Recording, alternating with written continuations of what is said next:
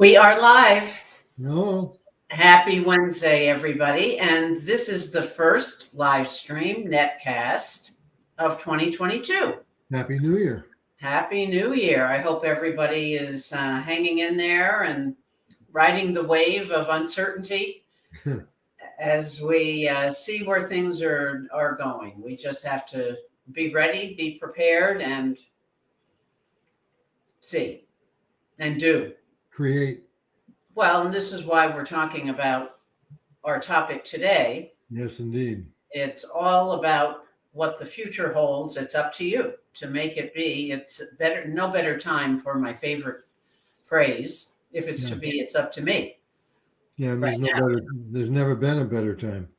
So, welcome everybody. Thank you for joining us. We are Dave and Laura Butler of Work Life Consulting, and we're here every Wednesday at the 4 o'clock hour. And what we provide is customized online and on site, depending on the situation, coaching programs to help individuals, teams, and leaders achieve greater fulfillment in their work and their lives. So, this topic is a way to kick off 2022, is something we've been building up to for, it is something we talk about all the time. It's not new for 22. Because what I think is different though is that now people are paying attention to the opportunities that this holds, because what you've noticed, what 21 was. Yeah, the great resignation. Bye. See you later.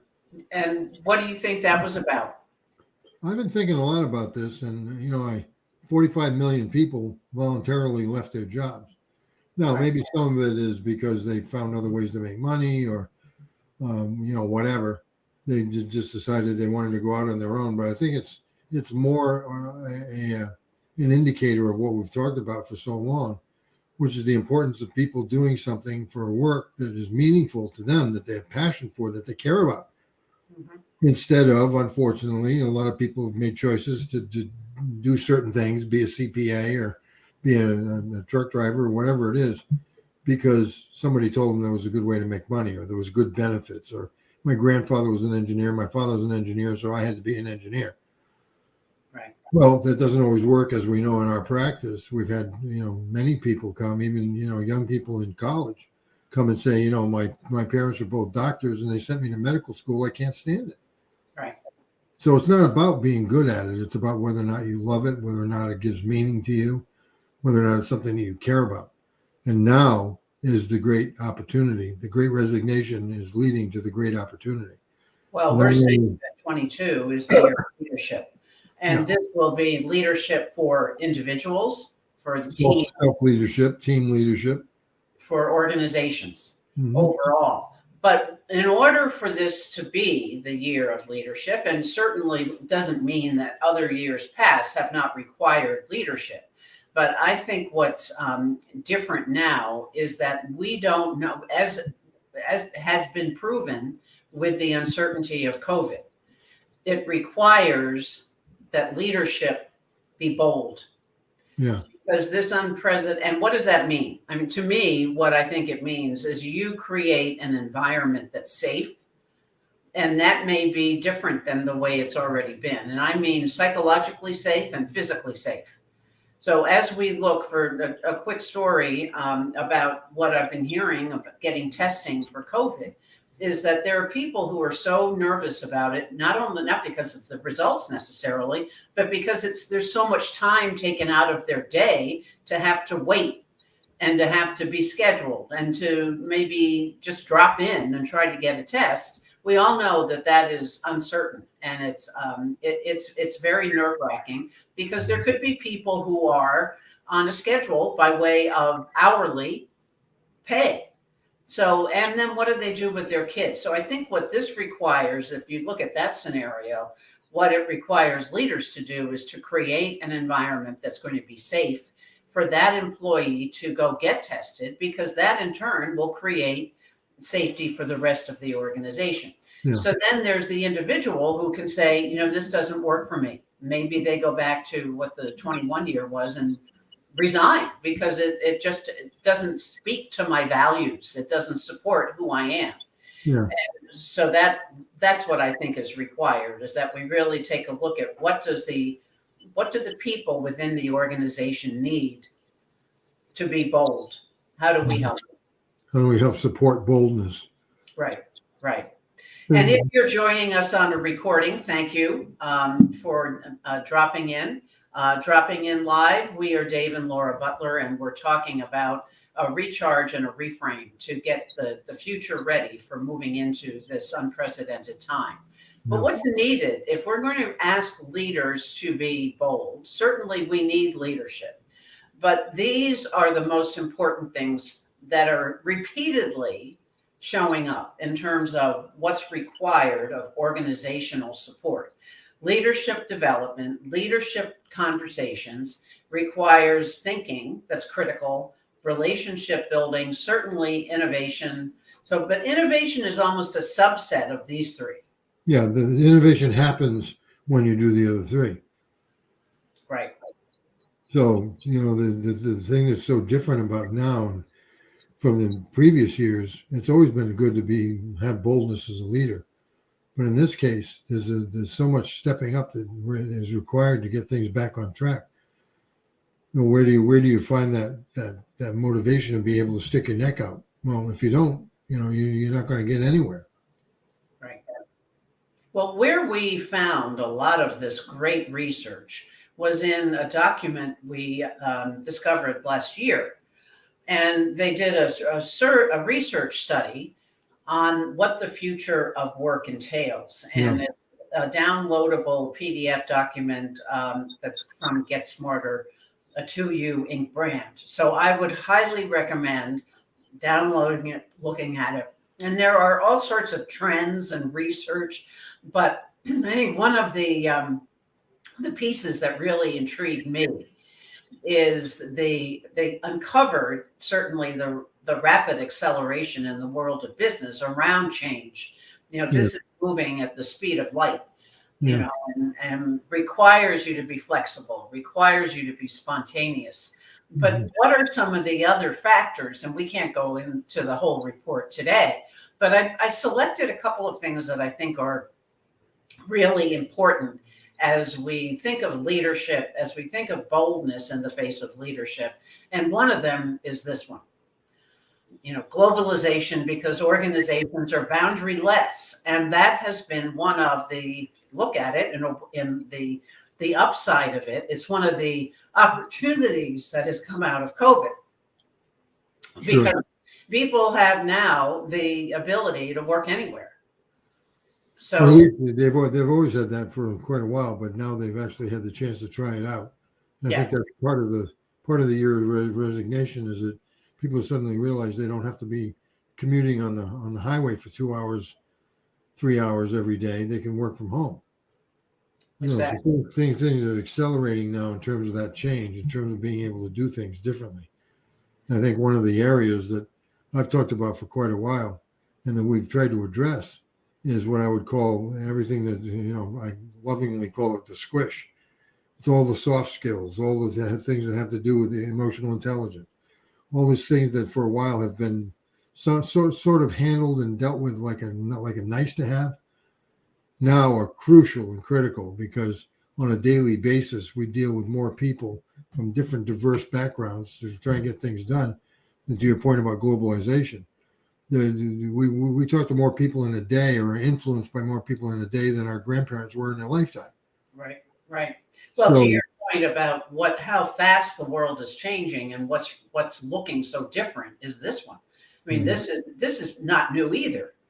But we used to have 4 generations. We now have 5 generations, and we have all the kind of the new ways of working within these generations that are so unique and so different in terms of the language we use, the way people describe themselves, the identities that people have. And so that becomes and that's changing every day.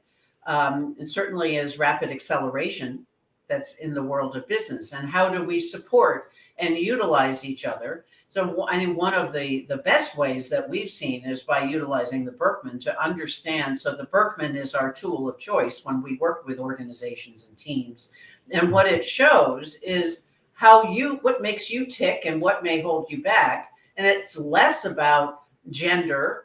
It's less about age and your generational input. It's more about how you respect and how you learn from each other. Mm-hmm. The findings. Yeah, and how you could support each other. I mean, I think in our last week we talked about offering help and getting help. Well, how do you do that between generations? Are you, stable enough as a late generation person, myself, 70 years old? Can I take advice from somebody who's 30? Is that possible? Right. And want to learn from each other. Use each other's new, differing points of view. The younger generations have got a fresher look at some things that maybe we were kind of jaded about. Right. And not minimize it and not, Right. alienate the conversation. Right. Because this is what's happening as well. It's the changing nature of careers. Yeah. And so, to your point about, well, my parents did this, so I should do the same. Mm-hmm. But what is required, even though, robotics and then the change in technology that's happening all the time as well. Mm-hmm. What is definitely out of their report, this, the future of work is that it's still the human touch. Yeah. So technology is not going to be updated or enhanced without human input. Right. Right. I mean, we use technology, but technology doesn't necessarily set the tone of the relationships. Well, the other thing that I thought was interesting is you were talking with a client today about are we using the platforms that are out there to enhance communication? Yeah. We don't have to be on the phone. We don't have to be face to face. In some cases, we can't be. Well, I've had to, as silly as it seems, I've had to work at understanding how to use text. And there are certain clients that we have that I have a better chance of getting to them if I text them. It may be a generational thing, but, there are some people that still don't even get texts, so I have to email them. So a communication platform is diverse. Well, I love, with our work and what we do with our team is, using things we've used Slack in the past, but a lot of bigger organizations, Slack is a great tool. We use Asana, which is, keeping things at least in some communication channel that's accessible. So it's not relying on email or text for that matter. Well, I'll give you another example is someone today that emailed me and said, I had the conversation with my boss and I'd like to talk to you a little bit about it. Are you available for a call? And I said, yeah. And she Zoomed me. Yeah. Well, to me, Zoom is not a call. Zoom is online. But depending on what language you use and what you're used to doing, somebody says, I'll give you a call, they mean they're going to Zoom you. Well, what this is all leading to, I think, is the ability to, in our world, to help coach people to write their future script. And we're not necessarily talking about a job description. No. Right? Well, it is a job description, but you write it your way. Yeah. We've got to get out of these other things. Well, most jobs have been defined 20 years ago. The language that they use in some of the job descriptions is so out of date, it doesn't even make sense.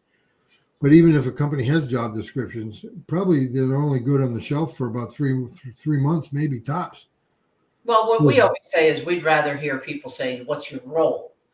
What's the role that you play? But I think your future script is not only your job. What do you want? What is your path going to look like? Yeah. How are you going to step into bold leadership? Because that's what it's going to require, whether you're an individual contributor or a leader of teams or a leader of an organization. What's the script going to look like? Well, I like to say that this is also our opportunity to author our own future. Right. And author has the same root word as authentic. So how are you going to make your next step? How do you make your journey more authentic for you? So what we'd like to hear is, what's your future script title going to be? So it could be, I'm going to change my old habits of XYZ and embrace something new. It could be, it's beyond resolutions, because resolutions, we know February comes, they're okay. You're still doing that? I'm still trying to do resolutions from 3 years ago. Yeah, exactly. But we'd be happy to talk with anybody who would love to get their heads around what this script looks like. So the scheduling a discovery coaching call or replying to this email, this chat, or anywhere on the platform you're watching from. And let us know what your title is. Let us know how we can help. And each week we're here to give insights around topics that we love, that resonates with us. Yeah. And hopefully we can keep you engaged. And I'm gonna spend the rest of today trying to figure out my future script title. I think it might be Guru. I've always wanted to be a guru. Yeah. Well, I've always wanted to be a guru. rock star, but I don't know that. I think it's a changing the nature of what rock star is. That'll be my future script. But thank you, everybody, for listening. Again, we're Dave and Laura Butler of Work Life Consulting, and we'll see you next week at the same time. Bye.